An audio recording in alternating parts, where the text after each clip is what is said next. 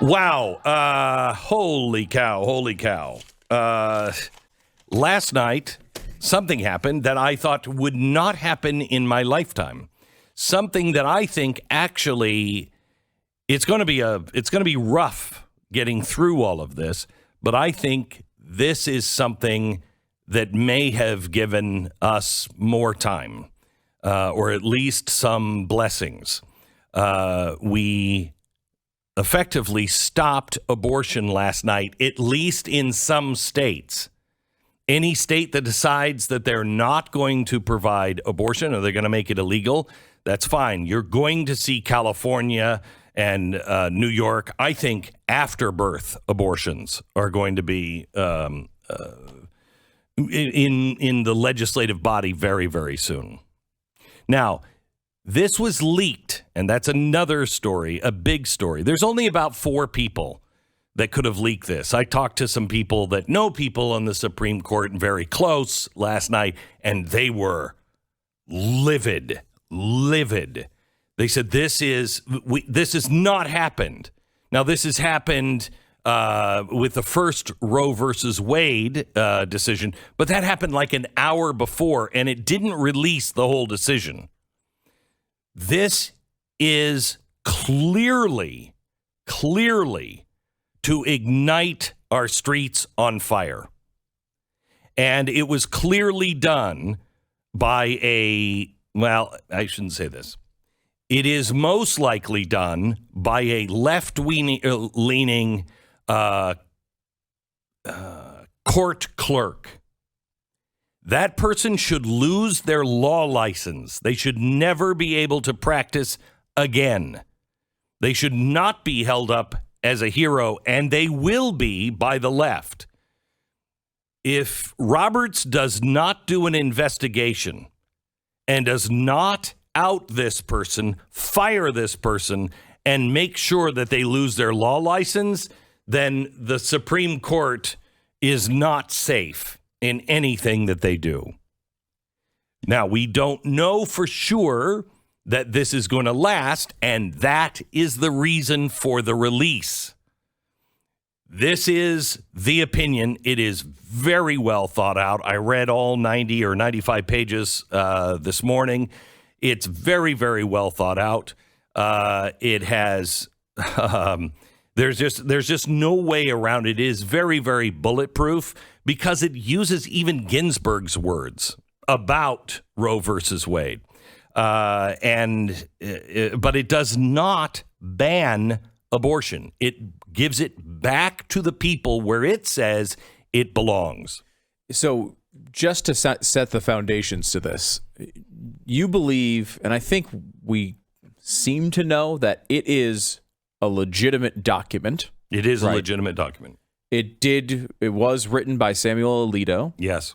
We know that it looks like 5 justices are voting for it. Mm-hmm. So we're siding with Alito. 5 to 4. Yep. The 3 liberals were against it, and then John Roberts is undecided. Right. We don't know. But so we're throwing him in the 5-4. It's 5-3, yes. And then him on the side. Now, one of the reasons, of course, the speculation is that if Roberts is trying to craft a third way that would maybe uphold the Mississippi law but not completely overturn Roe versus Wade. This document clearly states over and over again, it is not I think it actually throws Obamacare into question, although it does say at the end of the document, this ruling should not be interpreted to affect any other ruling. But the way it's laid out, it clearly should affect Obamacare. We are not a legislature. We are not a political arm. Our job is to interpret the law and to see, based on the Constitution, if there is this right. And it takes apart the right to privacy, all of this stuff, and says this was dubious at best back in 1972. Egregiously wrong from the start, I believe was the quote. Yes. Which is, very powerful and has been used multiple times in abortion rulings in the past. The difference, of course, between Obamacare and Roe versus Wade is Obamacare is at least a law. Yes. It was passed, Correct. in a somewhat legitimate fashion. Roe versus Wade is just made up. And so...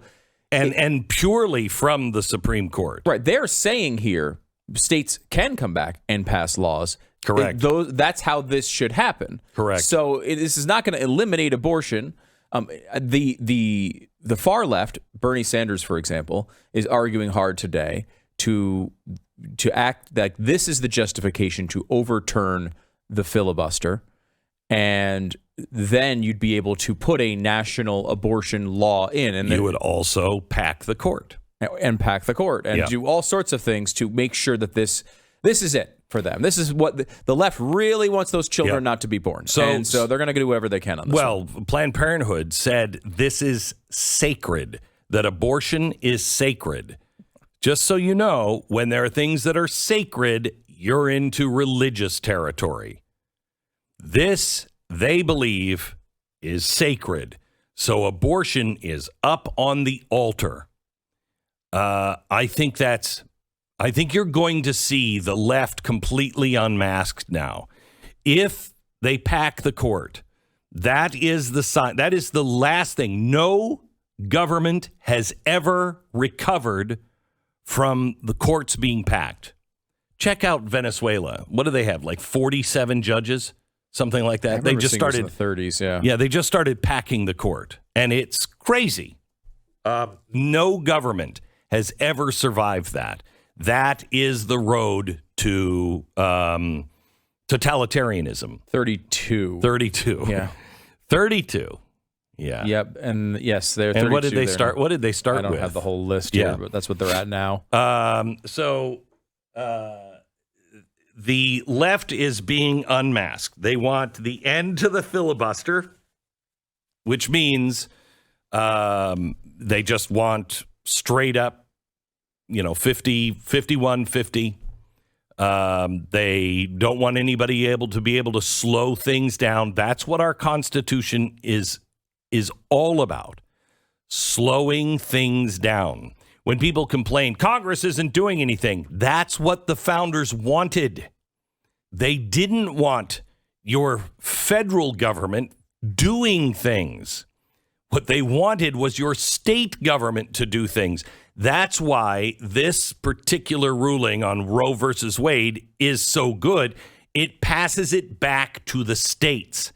It says this will never be settled. This has always been controversial. And no one can force the people into an acceptable position. It goes on to say in the ruling, the draft ruling. Again, this is not passed already, or not been put into effect.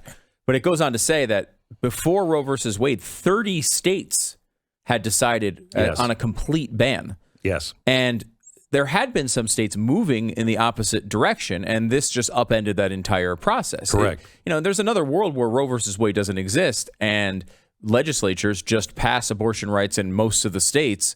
I don't like that world, but that could have happened, and probably would have happened in a bunch of states over the years. Instead, they tried to upend the process and say you're not allowed to have these restrictions on abortion, and that is, I think, is what has caused a good chunk of what has made this issue so divisive. Look, when it's life and death, it should be divisive. I'm fine with it being divisive. I have no problem fighting for this one. But there is an argument there that this could have gone a different direction. And that's really a good chunk of the focus of Alito in the ruling. I mean, he says, look, we have no credibility if we legislate from the bench, especially on things that are this divisive. He criticizes the previous court and saying, hey, basically what they did was, hey, this is a thing. It's tough to decide, so we're just going to settle this one now, and just you guys stick with what we say here. Mm-hmm. Like, that's just not how it works. That's not how our system of government works. So there are a lot of things in this. We'll give it to you, but Mississippi won. Not yet. I am not of the opinion you can count these chickens. And I know when you're talking about abortion chickens and it's a hatching is a big thing. But when do they become life? When I want this thing to hatch. There's the reason this was released is to put enormous, impossible pressure on these justices. This is anarchy. It's potentially to encourage George Floyd-style riots around the country to change somebody's mind. God only knows. I mean, if we have anyone that is a high-level security person that is not guarding a Supreme Court justice today, they need to be reassigned to that job. Because what the left would do to have this right to end so many lives, you can't overstate. You can't overstate what end they would go to try to stop this. And now that they think it's a done deal, but something could be done to prevent it, I fear for all of these people. I do too. You cannot. These people on the left are insane. They will do anything to fight for the right to make sure these children don't live for some freaking bizarre reason I'll never understand. Can you imagine had this gone the other way if it were leaked? I mean, I can't imagine that there is anybody that would do that. I mean... Yeah, because there's some speculation that someone on the right did it. And really? Yeah, there's a Politico. Yeah, yes. And the argument is, one, that Alito has lost somebody. He might be losing. Someone's wavering of the 5. And he wants to put pressure on them to know that they were on the end Roe versus Wade side. And maybe, let's say Kavanaugh. And Kavanaugh's wavering, and he wants to put pressure on him to say, hey, no, you stick with this. Everyone's going to know you changed your mind. That's one idea. Right. And you know what? Investigation. FBI. Do you trust the FBI?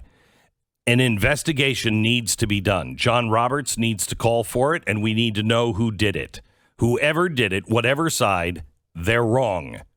That's not the way we deal with things here. If it was someone on the right, you were wrong. You were wrong to do it. That's not how we do business here.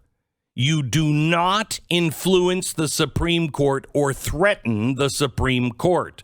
You don't do it. Period. And the idea that the right would do this, the other theory being floated out there is that conservatives wanted people to kind of be ready for this happening. So it's a sort of like they're putting it out there early so it doesn't affect the elections. There's no way that someone in the Supreme Court would risk this thing blowing up by leaking it on the right. I don't think. And if they thought it was lost, if they thought they had lost someone, which is not the news, in the Politico reporting, they say this standard of 5 justices to overturn Roe versus Wade was at least in effect as of last week. So this is, this was written back in, I think, December. It was circulated in February. But as of last week, this was still holding. So we don't know if something's changed, and that's why it got leaked. I don't believe it. I think it's someone on the left to try to get people to change their minds. It was so interesting how fast that giant crowd got around that Supreme Court, isn't it? It's almost like that was really quick. Yeah, it was really fast. Yeah, it's interesting. A lot of people just live right around there. Yeah, and they have walking signs. Their dogs and stuff. Well, yeah, they brought their signs on the walk. And you know what's weird is they all brought their dogs, apparently, which we couldn't see, and their signs, for that casual walk. And they were all chanting, "Pack the court." Just again, you are going to see the left fully unmasked. They are not interested in a republic. They are not interested in the rule of law. They were screaming and shouting and chanting, "Pack the court."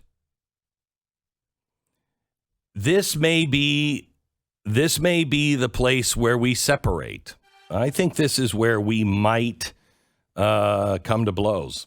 And I don't mean that, we're going to have violence on both sides on the street. I think the left is going to use this. This is their catalyst to do, I think, what they did before. They just burn our cities to the ground. And this is something that I'm willing to die on my sword for. I don't know about you, but I think this is the most righteous cause to stand up for. You know, protecting our children from all of these lies in our school, righteous. Standing up for the right for babies to be born and to stop killing, righteous. To stand up against court packing, righteous. We can talk about tax rates all we want, and they're important. Yeah. But there's nothing like this. Right. We said before that I think we could morally justify doing every show every day about this until it stopped. You're talking about, worldwide, we're talking about something like 1 billion people have been aborted. Well, I want you to know, too, the only reason why Stu and I are talking about this is because as men, we know now we can have a baby. So we do have an undeniable voice at the table here.